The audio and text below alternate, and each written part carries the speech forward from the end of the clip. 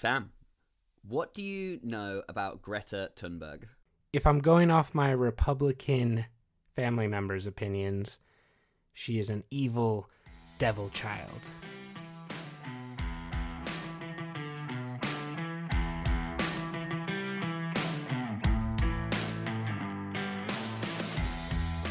Hello and welcome to Revolutions of Our Time, a podcast where we look at protests and revolutions past and present and try to see if we can tease anything out to help us to fight the good fight. My name is Adam, and with me, as always, is a man who recently excitedly texted me that he was commuting by train. Sam, how are you doing today? I'm doing great. I was not only commuting via train, I was also wearing a suit for like the first time in years, so I felt very European that day. Did it live up to your expectations? Did it make you crave an espresso and a cigarette? Well, there was a homeless man shouting at everyone on the train, and the next day there was a different homeless man that got in a fight with a skater. So there was on the train. On the train, so there was a bit of American flair thrown in there. Okay. It was not an MTR ride in Hong Kong, let's just put it that way. My academic background is in anthropology, and we always say think global, act local, which is just to say that global trends always have a local expression, much like, like politics and fascism, they all have a local expression, and I suppose commuting by train has a local fashion as well. Yeah, I would much prefer Korea or Japan's local fashion, but, to each their own. I'm sure some people prefer it this way. Well, on today's episode, we're going to be talking about Greta Thunberg, but more specifically, we're going to be talking about the role of having a sort of moral figurehead, a moral authority figurehead, a spokesperson for a movement, and also maybe why, until very recently, you don't hear so much about Greta Thunberg anymore. But first, as always, we do have a revolution to be celebrated, an Independence Day to be celebrated, this time not from Britain, but from that other colonial behemoth, France. As far as I can tell, this episode will be coming out on July 6th, and of course, the most important Independence Day that happens in that week is, of course, Comoros! Comoros gaining independence from France in 1978. According to a website called Waella Africa, which is all about African affairs, following a period of unrest, France and Comoros reached an agreement for the Comoros to become independent in 1978. And as far as I can tell, Comoros was this little island that France wasn't that bothered by, and they voted fairly unanimously to gain independence, and France got to keep the nearby island of Mayotte, so they were like, fine, you guys can go. So sometimes it pays to be smaller and unassuming. Congratulations to our comrades in Comoros. Congratulations, comrades. And that part of the world, specifically, has some great flags, I must say. I was just thinking about how good the flag was of Comoros. They have an amazing... For those of you who don't know, it's like a pansexual visibility pride flag with a sort of Slavic triangle jutting into it, except that triangle is green with white stars on it. It's fantastic. Anyway, congratulations, Comoros. I think before we jump in as well, it'll have been a few weeks since then, but hello to any new listeners that found us from a viral video, which we posted a few days ago that I caught at a local protest and is now sitting at over 10 million views on TikTok, about 3 million on Instagram. Very weird. It's one of the most lib videos ever. But, however they find us, we're glad you're here. Well, it's funny because overnight we stopped being a podcast with a TikTok account and we became TikTokers with a podcast. Yeah, we're in the creator fund now. It's crazy. We'll see if anything comes from that. It is interesting. Yeah, maybe we'll get like 13 cents one day. It'll be great. And well done on capturing the video. It's a great video.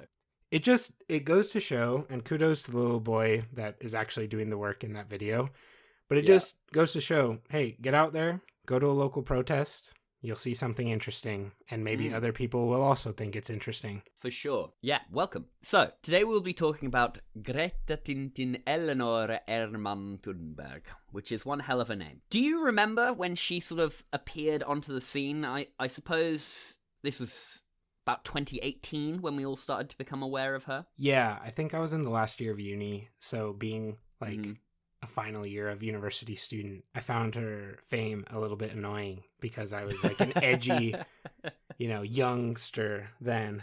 I don't know about you, but I don't remember a moment when I became aware of her, but she became well known at the same time as sort of Extinction Rebellion was really seeming like a huge movement, especially in the UK, where I was also studying at the time, kind of also in my last year of university. And especially to you personally, right? Yeah, especially to me personally. People started to become aware of her in August 2018 when she started going on strike from school. She was 15 years old, and wildfires had been ravaging Sweden at the time. So rather than go to school, she would sit outside of her parliament building that said, Skolstrike for Klima, school strike for climate.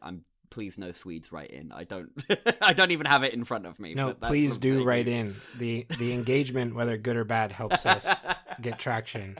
Well, she had this sign that said School Strike for Climate and announced that she wouldn't go back to school until the Swedish election, which was on September 9th of that year. So that Happy birthday to my wife, by the way. Happy birthday to Sam's wife, who I'm not going to name. I do know her name. Don't come for me. He knows her name. I know her name. We just respect her privacy here. So there's about 3 weeks that she was on strike, and then shortly before the election, 2 days before the election, she announced that she would strike every Friday until government action was taken on climate change. I don't remember if I found out about her then specifically, but in the autumn of that year, that's when I became aware of Extinction Rebellion, and I do remember finding out about them because they blocked a road in London. And being in the last year of my degree, I thought it very interesting, all of the things they were saying about the social contract and how the social contract had been broken, and that it was our responsibility to go for civil disobedience because the social contract had been broken. And Greta Thunberg I became aware of in that sort of milieu. And listeners that haven't heard it already, feel free to go back to our episode, our first official episode, not the preseason, but episode 1, where Adam goes into a lot more detail about his time with the Extinction Rebellion. Yeah, that was a very confusing numbering system we did there, but hopefully it'll be We're more rolling. straightforward from more on. We're rolling. We're rolling now. The first strike with more than one person took place in The Hague that year and was organised by Sandor Gessel, Anna-Laura Strauk, Jan Terminiet, and Ellis van der Borg. Other school kids became very inspired very early on from Greta. So these kids in the Netherlands organised this protest. Schools in Australia became really big on this. Scott Morrison, who was Prime Minister at the time, called for schools to have more learning and less activism. Strikes occurred in 270 cities globally. I actually attended one in London. There were a lot of school kids, actually, outside of Parliament. And it's very interesting to see that in person because there were definitely some kids who were really passionate about the cause. And there were some kids who saw an opportunity not to go to school. That would have been me, 1,000%.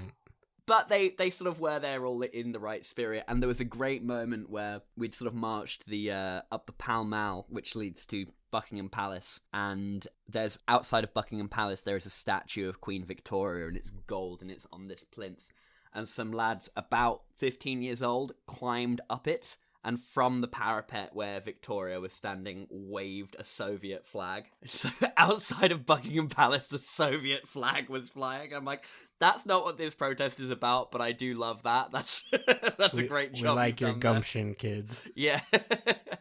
Where are they now? I would love to know. Feel free to reach out if you're listening. I think that Greta really became known in the popular consciousness in 2019, August 2019.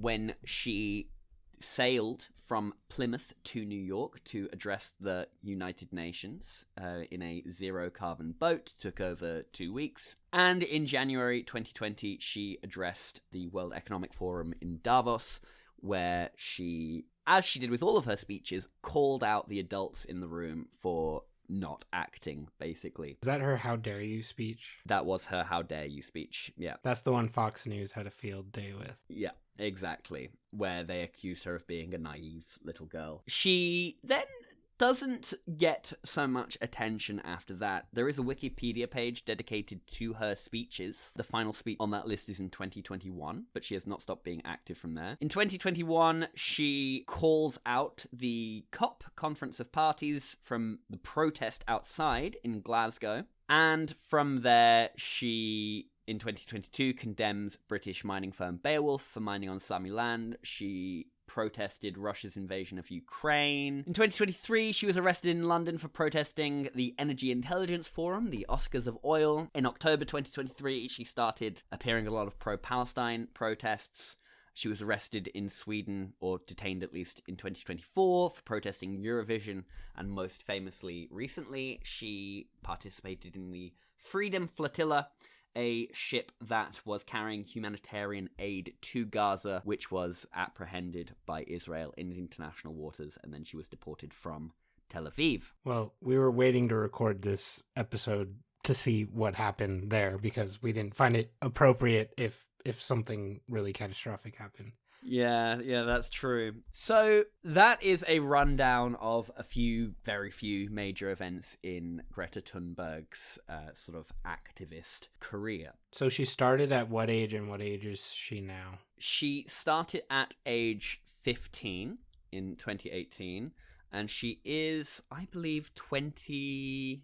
She's 22 now. She was born January 2003. And interestingly, when you Google Greta Thunberg age, as I just did, you know how Google has that, like, people also search for function? Yeah. The top 3 results are Beata Thunberg, who I assume is her sister, Malala Yousafzai, and Andrew Tate. Oh, no.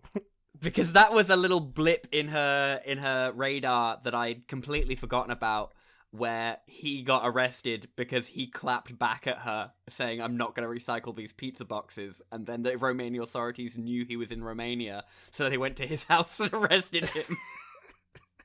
I had no idea that was related to Greta Thunberg. You didn't know that? Yeah. They had been, having some beef on Twitter or something, and he made a video calling her out where he's like, "I'm gonna eat this whole pizza," and he held up the pizza box. And the Romanian authorities had a warrant out for his arrest, but they didn't know if he was in the country. And then he had this pizza box that was just a local Romanian chain, and they're like, "He's at home, let's go." And so they showed up and arrested him. Nice. One of her greatest achievements, then. Oh, yeah.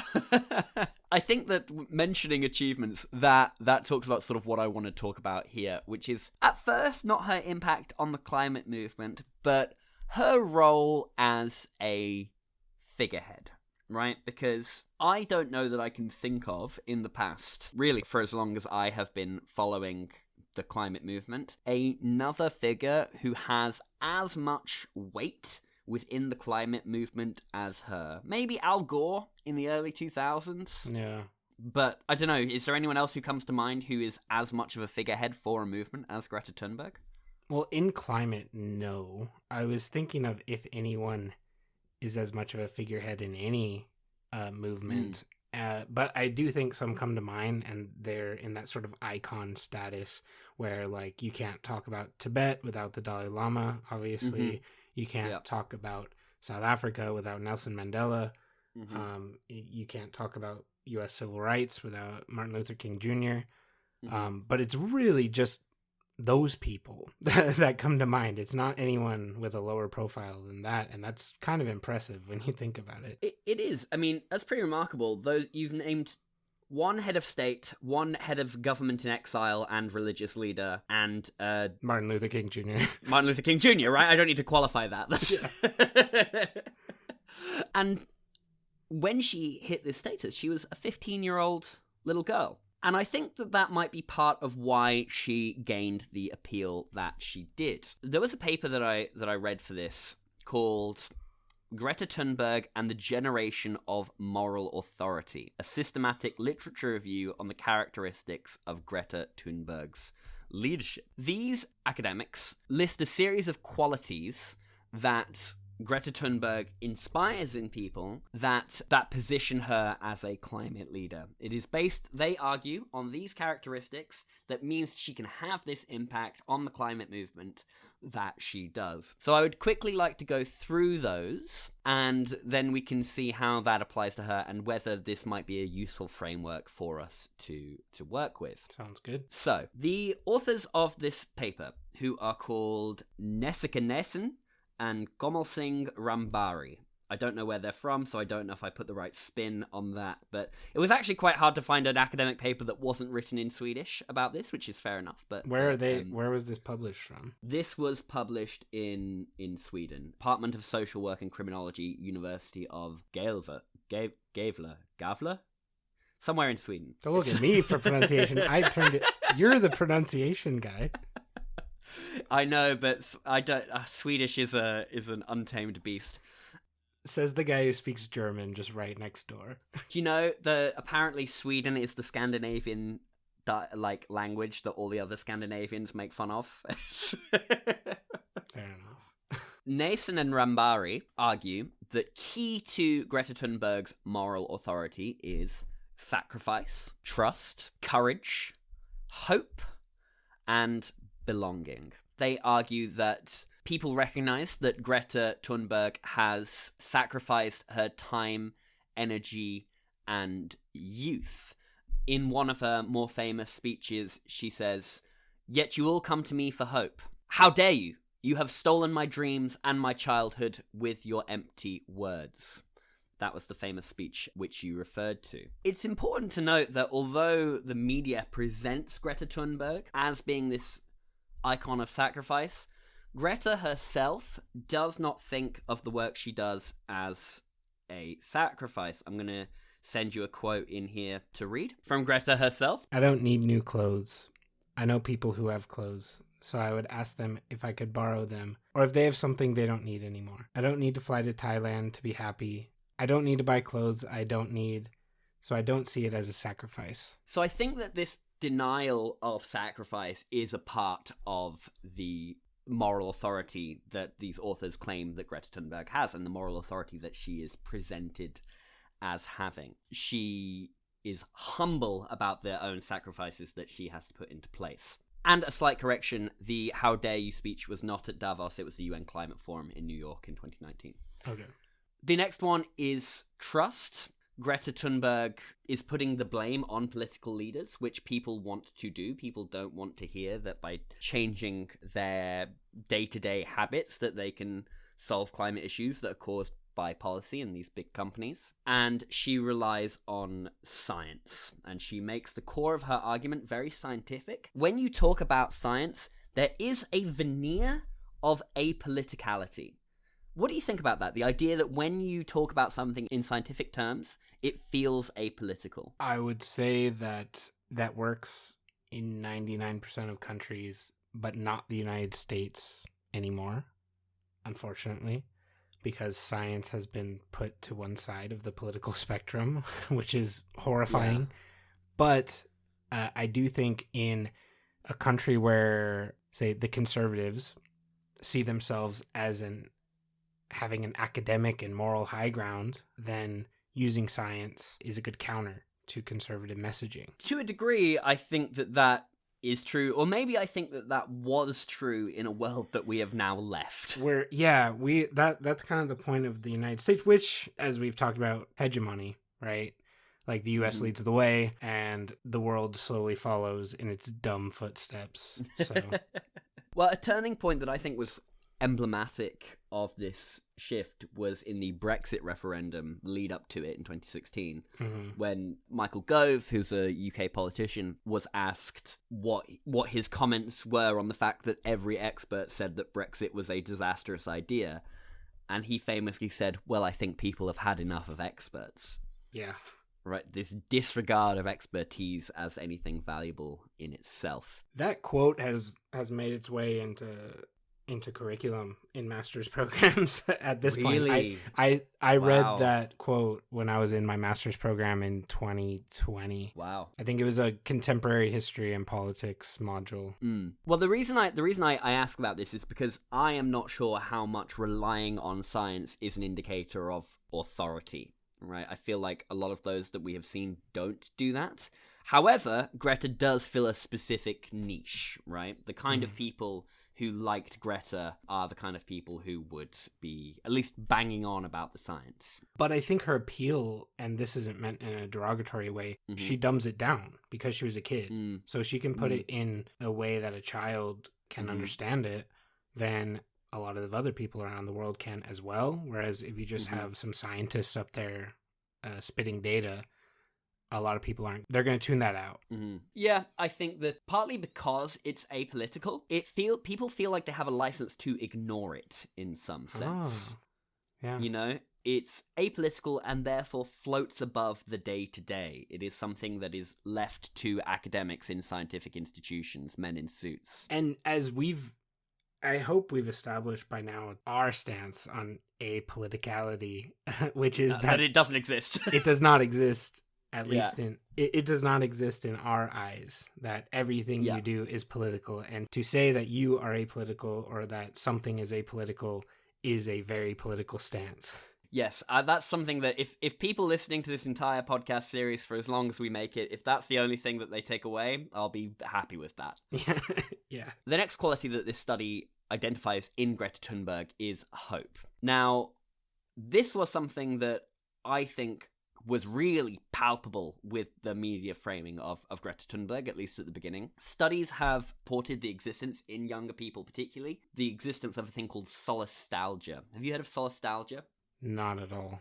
Solastalgia, and shout out to Johnny, who made the cover art for this podcast, who was writing a long essay about solastalgia in the young generations. This is a sense of uneasiness and hopelessness caused by the destruction of an environment that you are conditioned to expect, but that sort of doesn't really exist anymore in your growing up because of climate change. It is related to, but not exactly the same as, eco-anxiety. Okay. Greta really taps into this, particularly in the younger generations.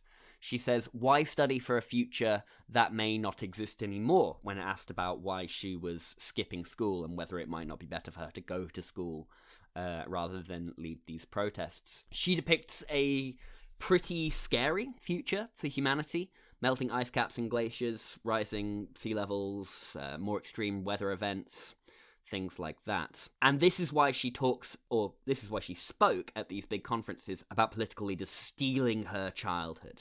Right? They say, you have taken this from me. And in fact, her own journey with environmentalism began at age 8 when she developed mental illness from the effects of anxiety after learning about climate change. I feel like you can relate with your story about the polar bears and turning off the lights. Yeah. Greta Thunberg's only, 7 years younger than I am, but even that, I think, made a difference. She was 8 years old in 2011, which was that Hurricane Sandy? Was that time? Yeah, that happened? That made all the news? Yeah, that was that time, New York City. Yeah. So, it made the news in Switzerland. I don't know if it made the news in Sweden, but it was framed back then as a marker of climate change, this hurricane in New York. Well, I was just going to bring up our age gap to Greta, which is not that wide, but that I think we both have experienced this type of outlook on the world from fairly young ages. But when you interact with people slightly younger than us, you just see a domino effect of the ones that are paying attention. It's a very grim outlook. And I've known you, Adam, 10 years coming up on. Yeah. And I feel like we've always had, and not just me and you, but you, me, all of our friends that we have had a fairly nihilistic view of everything, whether that's climate, politics. I think that's just the time we live in, and the more you pay attention, the more overwhelming it can seem, which again, I think is the point of this podcast, is to kind of unpackage that and support each other, not just me and you supporting each other, but as a community, what can we do? What can we control to go forward in a more confident way looking at the world. I think that is really important to focus on, and I think that that's why this idea of hope was identified by these authors, because seeing this little girl on stage with all these world leaders and them all like applauding her and lapping up what she was saying, at the same time as all of these school strikes were happening, at the same time as Extinction Rebellion was gaining a lot of momentum, it really felt like there was some momentum on climate change at this point. Paris Climate Accords, right?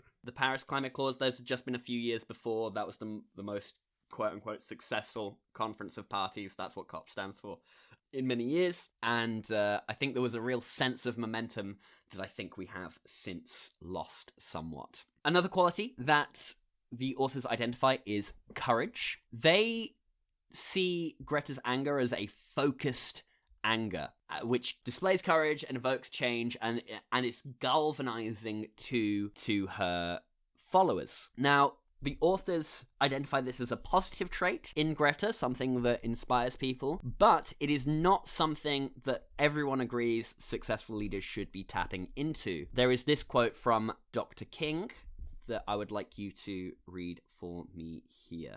You could be angry that the system is oppressing you, but try not to direct that anger towards people who were caught up in that system, but channel it to the system itself. Use the anger to act without violence. This quote was used to illustrate that Martin Luther King Jr. was talking about having a very focused anger without the outward expression of it, but rather taking the energy that gives you and channeling it into this more sort of productive action. What do you think about that? Contextually, I know that MLK walked back some of his thoughts on nonviolence and the extreme sides of civil rights. So my mind is a little bit conflicted of how much does he walk back later on. But I think that channeling emotion into action is something we've discussed a little bit before, and can be really good in the short term, but is not sustainable if the emotion is what you are solely riding through this project. I agree. I think it can't keep you going in the long term. I think in this specific instance, you've got to look at who is acting in each of these circumstances. Dr. Martin Luther King Jr., if he was to have outward displays of anger, that might be a bad move tactically in a country that was very animus towards black people, right? Greta Thunberg is a little white girl in Sweden who is extremely non-threatening as an individual. And I think that plays into it there quite a bit. Yeah, I think you're right. It's almost cute that she is angry. And I don't mean this on a personal level. I'm not trying to be derogatory, but I think that is how it was framed quite a bit at the time, even if that was implicit rather than explicit. I mean, it's almost cute that it's Sweden as well, because right. I feel like their leaders are like, yeah, we're with you. We didn't do too much of the climate stuff, you know? Well, this was part of her point, was that she's like, Sweden has gotten away with seeming like a climate leader, even though that's actually not true. If you look at particular stuff around mining and foresting, it just so happens that they have a very small population and quite a lot of natural land there, so they can still appear to be pristine, even though that is not actually the case. Swedish investments overseas as well exports a lot of that environmental destruction. Realistically, how many data centers are devoted to running Minecraft servers? And we only have one Swedish man to blame for that. The final quality that the authors identify as a staple of Greta's moral authority is belonging. Prior to Thunberg appearing on the scene, young people from all over the world in different cultural backgrounds were already creating various subcultures, various movements to fight climate change. Young people had already been mobilizing and organizing mass protests and demonstrations. There were various indigenous groups that acted and fought for environmental justice and displaying arguably more charisma, personality, and skill than Thunberg did, which is no slight on her. She was, as we have established, a child at the time. But they may not have gotten the same recognition from the media because of their position as indigenous or people of color or whatever else. Greta herself was inspired by March for Our Lives, which maybe you remember this one? Yeah, I do. I remember this one. Yeah. This was when some kids in Washington, D.C. marched out of school to protest for gun safety measures in the US after a school shooting at Stoneman Douglas High School. And she, found these kids going on this march very inspirational. That inspired her, and she started out there. So by both building on youth movements and tying in with other youth movements, then this helped to create a sense of belonging, especially among young people. The media did focus on her age a lot, as did her followers. And this was also, of course, used to belittle her, people describing her as a child, implying or outright stating that she didn't know what she was talking about. And some use her infantilization in a similar way as stereotypical accusations against women have been used to silence them, such as being prone to hysteria, emotionality, mental instability, etc. Yeah, I mean, I unfortunately have had several times in my life where Fox News was playing because a relative was visiting, and hearing them talk about Greta, they were using that exact language that you'd hear from 1950s men, describing, like you said, the hysteria of women. With all of these qualities that the authors provide as evidence of Greta Thunberg's moral authority, sacrifice, trust, hope, belonging, courage, do you think that this is an accurate description of why Greta Thunberg holds this moral authority? And since she does hold this position, this leadership position, this icon status, do you think that's of benefit to the climate movement? I'm not sure that it 100% validates a moral authority for her or a position of power in the movement, but I think they do explain her appeal and popularity more so than anything. And I think it is beneficial to have someone so well known at the helm of a movement. That being said, there is something to the age factor.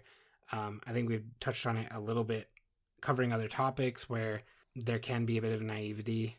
Mm-hmm. And if she's making decisions on behalf of a whole movement, which has, people with PhDs that have devoted their life to it, and then she's out there and her word is now the law that everyone listens to on this subject, I think that can be very frustrating to the people that are the experts. I think that, from what I recall, I haven't done any research on this angle of it, I think that the experts themselves were just delighted that someone was paying attention to what they've been saying. Yeah, and I don't think that she necessarily was considering herself an expert.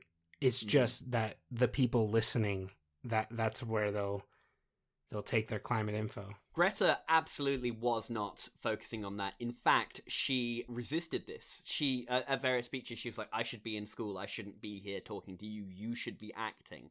Yeah. And I think that goes back to science as the basis of the argument. Maybe that's an example of how we're in a brave new world now, where even I've fallen into the trap in this conversation. You've asked about moral authority, and I'm talking about expert opinion now. But that's the way things go in politics these days. So it's, even though she doesn't claim it, that's where she will be put if she's at the front, if she's the figurehead of a movement. Yeah. Now, I think that this descriptor of moral authority has kind of got cause and effect the wrong way round a little bit.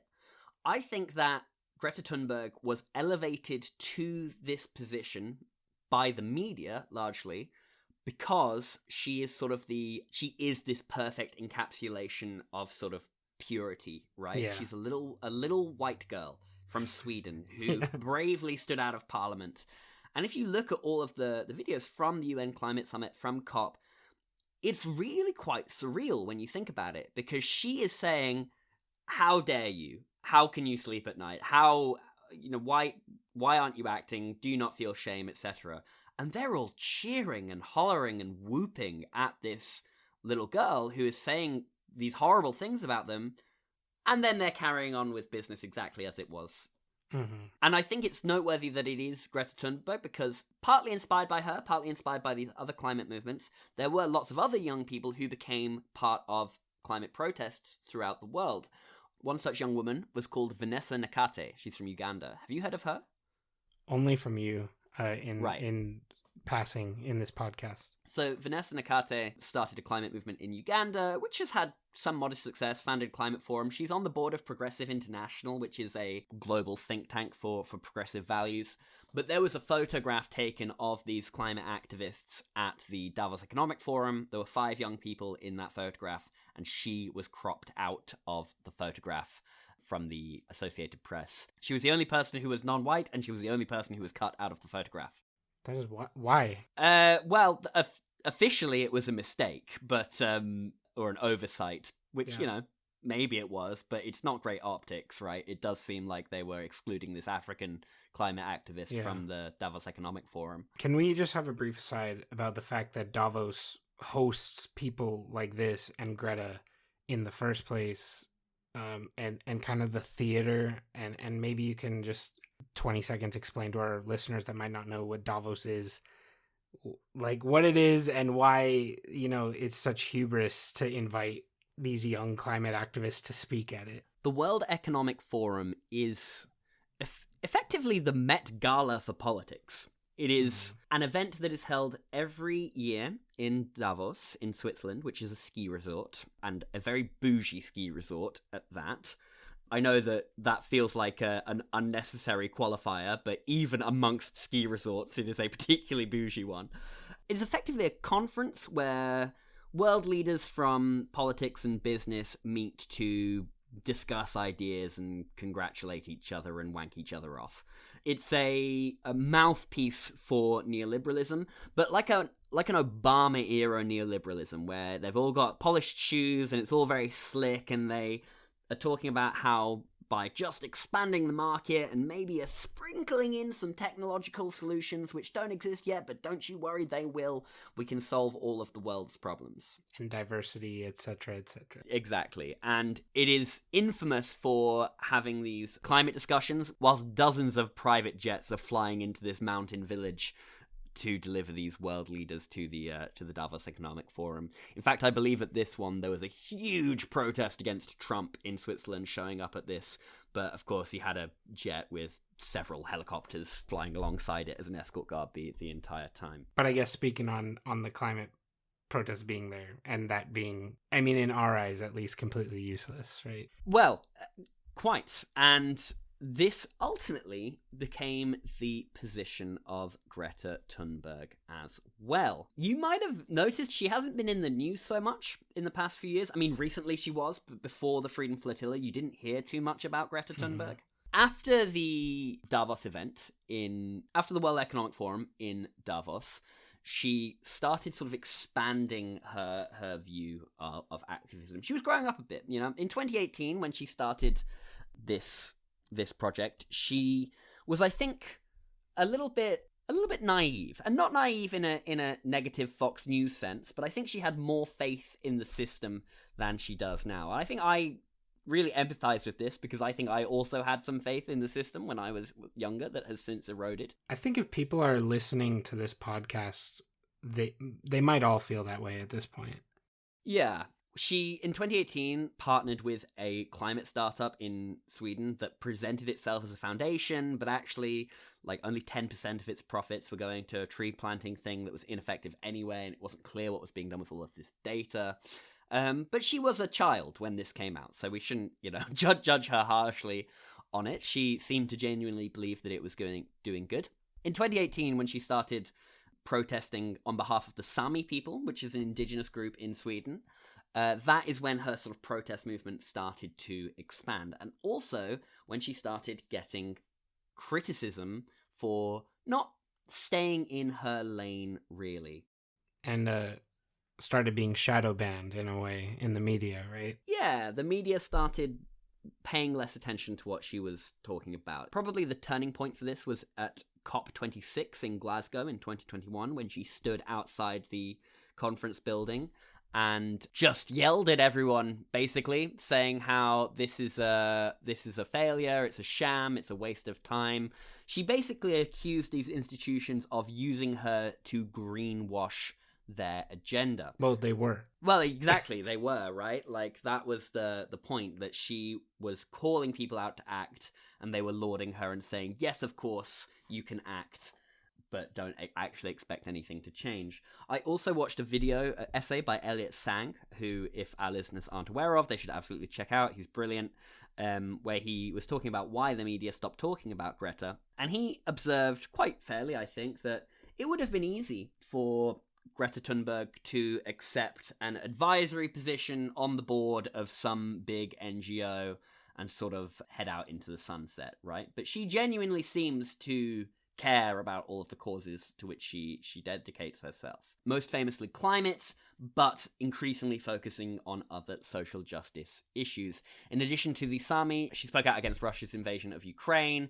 She was detained a couple of times. She was detained in London for protesting against the Energy Intelligence Forum. She was detained in The Hague at an Extinction Rebellion protest for blocking a road. And she was horrifically called out in October 2023 for protesting in support of Palestine and having a little toy octopus with her in shot. Do you remember this? No, please enlighten me. In October 2023, Greta was attending her usual Friday climate protests, and she had a environmental sign, and she also had a couple of signs there as well, which were in support of Palestine. But in shot at the time, there was this little octopus toy. You probably remember these. It's like, they were very popular a few years ago. It was like a little cute little octopus, and then you turned it inside out, and it was a different color and had a frowny face. Okay. Well, this was like in shot, and the Israeli government tweeted at her, like clapped back at her, saying that this was anti-Semitic symbolism. They were saying, oh, in Nazi Germany, in political cartoons, the octopuses were used to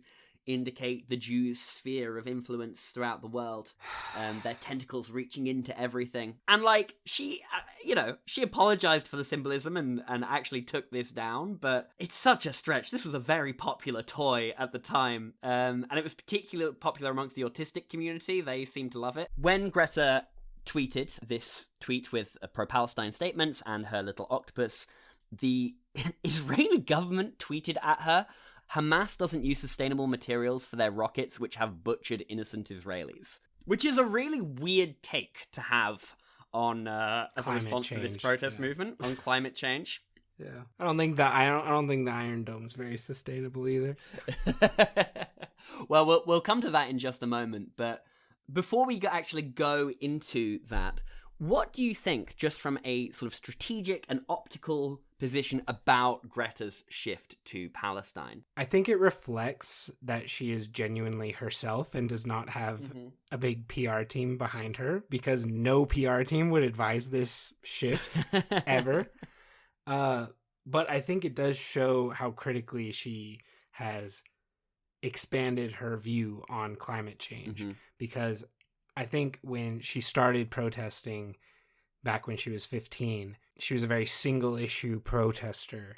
And I think that's how most protesters, name your cause, start. It's I'm really concerned about this one thing. I saw it recently with tens of thousands of people in my community marching against Donald Trump.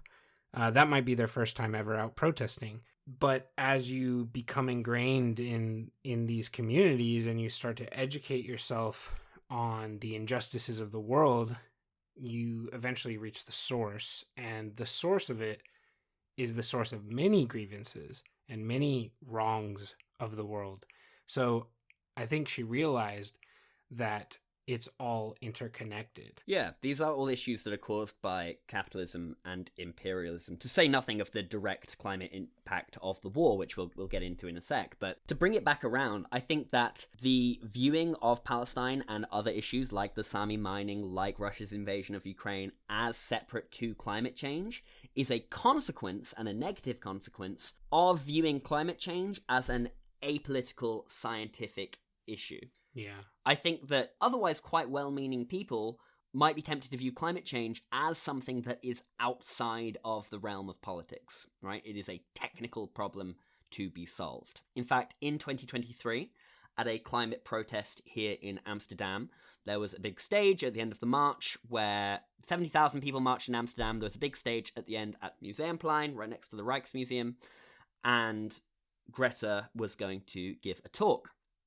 And when she got on stage, she declared that she was going to cede her time to these pro-Palestinian activists who had been scheduled to talk and then were not allowed to as part of the protest. They said, no, this isn't relevant. We're going to focus on climate. So no, you're not going to speak. And she got up there and said, I'm giving my time to these people. At which point, a random man appeared on stage. He was like kind of part of the organizers, but very tangentially, and sort of walked up on stage, pulled the microphone out of her hand and said, I have come here for a climate demonstration, not a political view. Wow. Were you there? Not at that bit. I was at that protest, but I had to dip out in the middle. I can't remember why, but I was there before and there after. So I unfortunately did not get to see Greta, but it was a cool event. But neither did anyone really. Right, exactly. Well, exactly. But that is, that's some peak neoliberalism right there on display. Yeah, viewing it as separate. Just so we don't get accused of not doing our due diligence, I want to briefly talk about the direct climate impact of this war. Yes, the war is caused by the same things that cause climate change: imperialism, capitalism, extractivism. But during the war, the 15 months of... This comes from a Guardian article that was published a couple of weeks ago. In addition to Netanyahu selling oil licenses in Palestinian waters off the coast of Gaza to BP and Eni, the war itself has currently emitted directly 31 million tons of carbon dioxide. If this war was a country, its carbon emissions over these 15 months would place it 78th or 79th globally in terms of carbon emissions, above Denmark and also above Mongolia, which is a largely mining-based economy, even with a small population. Of this, emissions from Hamas bunker fuel and rockets accounts for around 0.2% of total direct carbon emissions. 50% of these emissions are in Israeli supply chains and delivering things to battlegrounds with tanks and whatnot. This does not include the environmental cost of rebuilding Gaza. So even without accounting for the forces which come together to create these issues in the first place, this is a direct climate issue. And this is the other thing that I want to emphasize. There is a way that we can end all human climate-based emissions today, effectively. You want to hear what that way is, Sam? What that method is? Nuclear war. Well, that would do it. I was going to say murder every single human being. We could kill every single human being and largely solve our climate problems. But that's not the point, right? The point is to make the world a place where people can live happily and healthily and safely. And so if you are ignoring the plight of the hundreds of thousands of Palestinians who have been murdered in this conflict so far, then what's the point? And what's the point of any of this if it's not about protecting human lives and the biosphere? And I think you've just lost us a BetterHelp sponsorship. We can't accept a BetterHelp sponsorship. No one on the BDS list is going to sponsor us. Coca-Cola, we don't want to hear from you. McDonald's, get out of here. McDonald's, we've ignored 3 emails already. Stop it. It's not happening. Ever since we became TikTokers 2 days ago, it's been McDonald's, McDonald's, McDonald's. But we're not going to do it. You may have gotten to Stormzy, but you won't get to us. This has been a bit of a rambly episode so far, but the reason I wanted to talk about Greta's turn to Palestine in the end, with the context of her moral authority behind that, is I want us to just talk briefly about what the reaction to Greta's turn to Palestine tells us about how to organize our protests, and whether there is any value, or what the value is, in sticking to a single cause within this wider sphere of interconnectedness. So what do you think? What does the reaction to Greta's turn to Palestine tell us about how we should be organizing protests? I think it can be tempting to stay a single issue protester, to stay in your comfort zone. This backlash reveals how acceptable to the media and a lot of supporters at large it is to advocate for like a safe cause, especially a quote unquote apolitical cause like climate change. Now, that can be tempting, but I think it also demonstrates just how important intersectionality is. Because when you think back to a lot of like you talked to me about your grandpa and you said, oh, back in my day it was Cuba, hands off Cuba. And I think to causes that were very popular before my time, like Free Tibet, no one's talking about that anymore. You know, you name it. There's quite a few very popular ones. I see those as single issue protesters. And I think that intersectionality is how you make the world a more just place and address the root causes of these problems. Whereas the single issue is just a band-aid. How can we get a band-aid over this one problem? But if you do that, there's going to be more problems that inevitably pop up down the line in different areas, but ultimately with the same root cause. Yes, I think that that's very insightful, and I hadn't considered putting it in that way, that by making something intersectional, by addressing the sort of broader context in which it exists, you can build something that is more sustainable, right? You can tap into systems and energies that might not exist throughout the long term otherwise. If we continue the cycle that we're going down now as a society, then there will be more oppressed people. It doesn't end with Palestine, so we can save those future people wherever they may be. You know, yeah. we don't know what those conflicts will be, but we can save them now if we're addressing the root cause, not just one conflict at a time. Yeah, I do think that you can have your preferred issue insofar as they are separate and dedicate the most of your time and energy to that. But within that, it is then important to lend support where necessary, when you can, for interconnected issues like the climate movement and Palestine movement joining together. It's sort of like forming a union with other groups as well, right? Like, yeah. We have to build these broad coalitions in order to have success. And actually, on the topic of success, what do we think about Greta's success, such that it is? We haven't seen broad sweeping climate action. In fact, quite the opposite a lot of the time. And yet, Greta Thunberg remains this famous, influential person. Some love her, some vilify her. Was the school strike for climate a waste of time? I would say with the school strike, no, it was not a waste of time. And I think it's still yet to be determined how successful it was, because those kids that were in those strikes are now in university or just graduating university. And I think it comes down to how they live their lives to determine how successful they were. I think these strikes weren't as popular in the US because I've only seen videos of them more recently, now that I have a protest podcast and come across videos of protests all the time. And I'm very moved by seeing all these videos from across Africa, across Asia, South America, Europe, all these kids out there in mass protesting. And I think that will have, just like Greta was affected by seeing other youths protest, there's going to be a domino effect later on. We've talked about the impact Bernie Sanders has had on a generation of young Americans, despite what his politics may be and how radical his followers think he should be. But it's a domino effect. For example, Zoran Mamdani, by the time this comes out, people will know whether or not he won the New York mayoral race. I don't have super high hopes, just because Americans are dumb and will just vote for the name that they recognize. That's also not a foreign name. But we'll see. We hold out hope.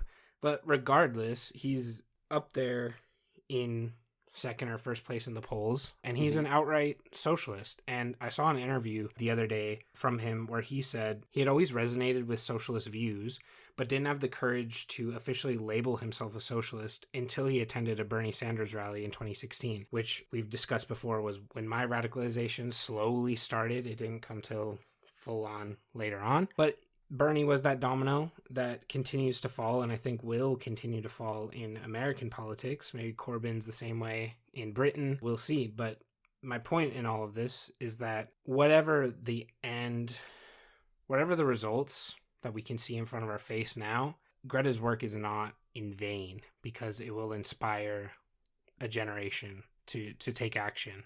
That's very insightful. And I think that impactful action is not necessarily limited to huge national scale successes. Of course, part of the issue of having Greta as this figurehead was that she became the focus and protesters became the focus rather than those who were actually capable of changing anything, right? Like, everyone was focusing on what Greta Thunberg was doing while not focusing on what BP was doing.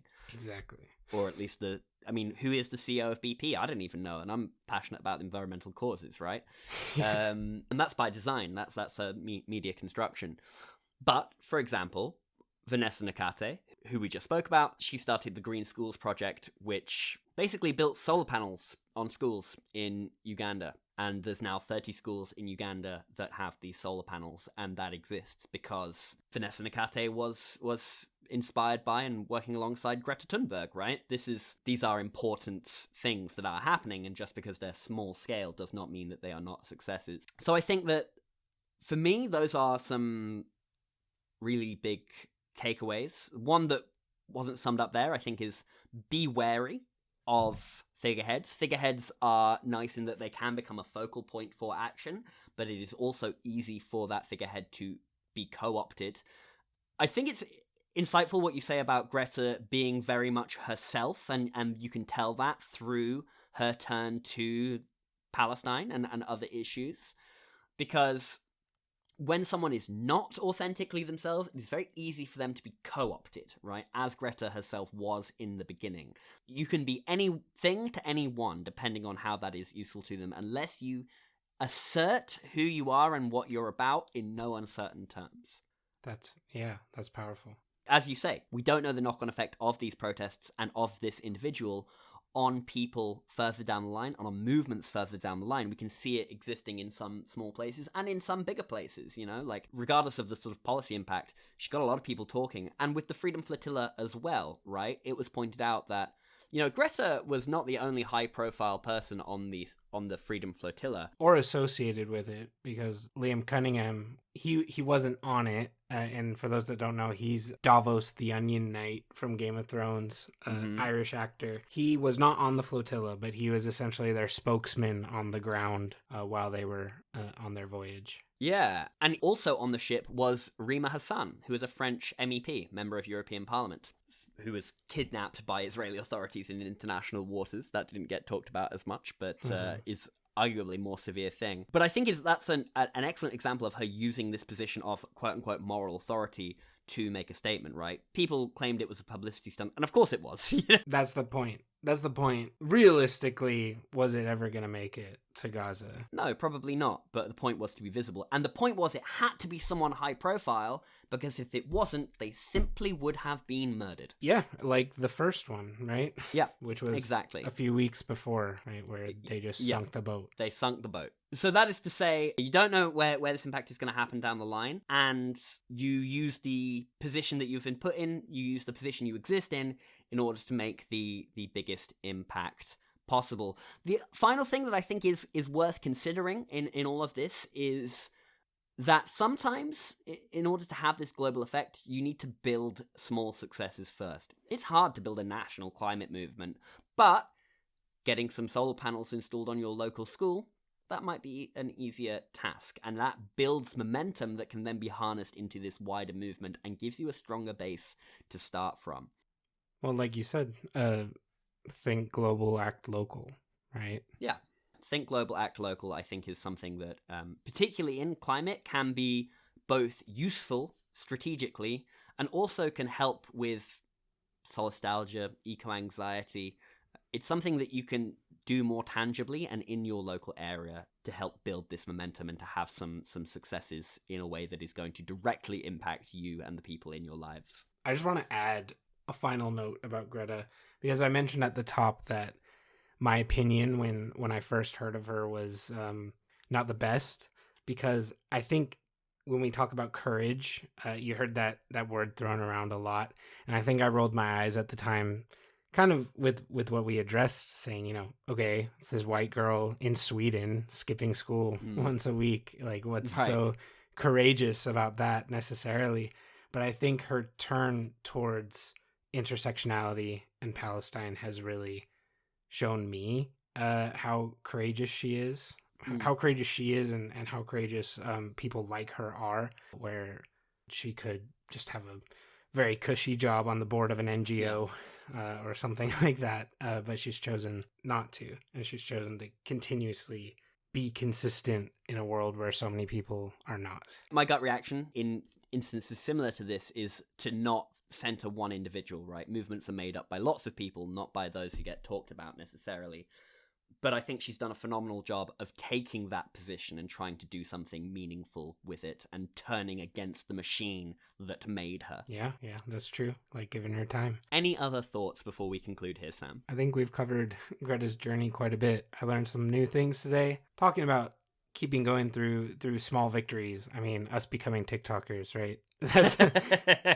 That's very well put, Sam. And thank you, dear listener, for listening. We'll see you next week with a new episode. Until then, look out for each other and keep fighting the good fight. Speaking of hope, to conclude, Sam, I have a quote here for you as always. This one, as far as I can tell, originates from Twitter user @CrowsFault. Take us away, Sam. People speak of hope as if it's this delicate, ephemeral thing made of whispers and spiders' webs. It's not. Hope has dirt on her face, blood on her knuckles, the grit of cobblestone in her hair, and just spat out a tooth as she rises for another go.